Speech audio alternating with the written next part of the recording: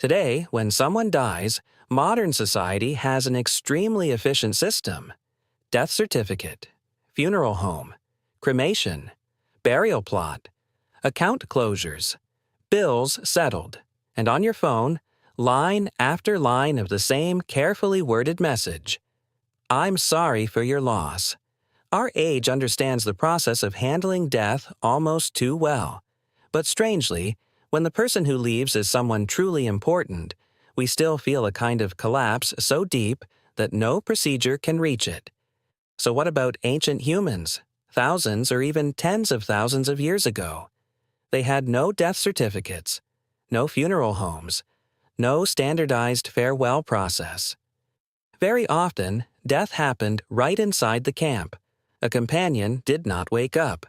A child stopped breathing. Someone went out looking for food and never came back. If death was so close to them, how did it not crush them completely? Many people assume ancient humans saw death so often that they must have become numb to it. They faced hunger, injury, disease, and danger every day, so maybe they simply got used to loss. But this may be one of our biggest misunderstandings about ancient people. Because in the ancient world, death was not a message. It was not a cold notification in a hospital hallway. It was not a few dry words suddenly appearing on a phone screen. Death was a real person who suddenly stopped responding. There was one less place beside the fire, one less breath in the night, and the next morning, one less person who would look back at you and answer. In that kind of world, death was very hard for one person to handle alone. When someone died, it was not just a body that had stopped. Their voice disappeared. Their experience disappeared. The paths they knew, the water sources they remembered, and the dangers they could recognize disappeared with them. Death did not only change one life, it changed the shape of the entire group. To understand how important this was, let's go back more than 12,000 years to North America. At the Anzac site in Montana, archaeologists found the remains of a child who was a little over 1 year old. If we looked at this through cold survival logic, the child was gone. He could no longer help the group. He would never grow up to find food, keep watch, or care for others. The living should have moved on quickly. They should have looked for the next meal, avoided the next wave of cold, prepared for the next danger that could arrive at any moment. But they did not. They stopped. They carefully placed the child. His remains were covered with red ochre. And beside him, people placed many finely made stone and bone tools. These were not random stones picked up from the ground. In that world, a sharp stone tool was not decoration. It could cut, process food, help in hunting, and protect someone when danger came close. For the living, a tool like this was not simply a burial object. It was a chance to survive the next day. And yet, the living left these precious things beside a child who could no longer use them. It looks irrational. It even looks wasteful. Why? Because if death is never stopped and faced, it becomes like a fog with no edges, slowly swallowing the people who are still alive. A ritual is not meant to make death stop hurting. Death cannot stop hurting. The purpose of ritual is to give pain a shape. It tells everyone, stop here, see him here, admit here that he will no longer walk with us, and admit here that he was not simply left behind. He was here. He belonged to us. His leaving will not be passed over lightly. That may be the wisdom ancient humans had in facing death. When one person fell, the whole group had to stop and understand the world that had just been torn open. Now come back to the modern world. Ancient communities could stop for death. But modern society often does not allow you to stop for very long. The modern system is a machine built for efficiency. It does not need tears. It only needs things to keep moving. So after you finish the funeral, complete the paperwork, sign the forms, and reply to every message saying, I'm sorry for your loss. The system seems to tell you, all right, this has been handled. You can continue living now.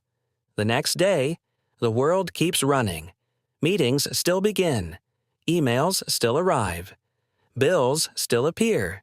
Streets are still crowded, and other people slowly return to their own lives. They may say you are strong, that you handled it well, that you seem calm, but only you know what happens when you return alone to a quiet room, when you suddenly realize that familiar chat window will never light up again, when you think of something you want to say, but there is no one left to send it to. That exhaustion, the kind that drains your strength in an instant, is almost impossible to explain to anyone. This may be one of the deepest pains of modern life. We have procedures, but we often do not have a tribe. We have notifications, but we do not always have someone who can truly stop and stand with us for a while. We have learned to put our emotions on silent. We have learned to stay stable in front of other people. We have learned to worry that our grief might become a burden, and so death is handled by the system. But grief is left behind, handed to one person to digest alone. Procedure is not the same as facing death. You can receive the death certificate, attend the funeral, reply to every message, put the photos into an album. But the truly difficult part often begins after everything is over. Because when someone truly leaves, it is not only their body that disappears. It is also the life you thought would keep happening.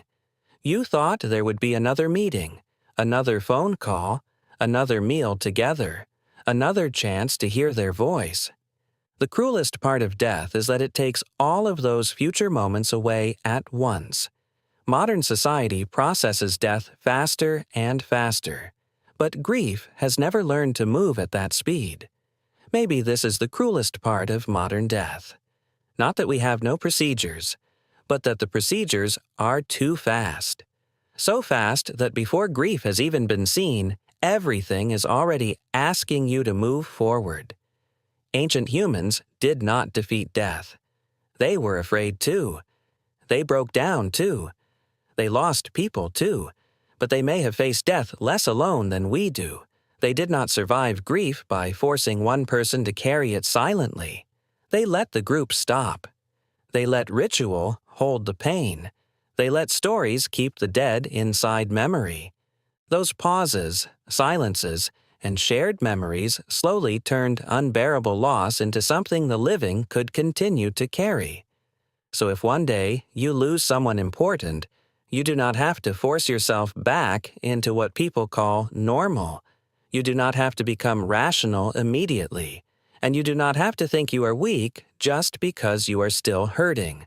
When you feel exhausted, when the grief feels too heavy to hold, tell yourself this first.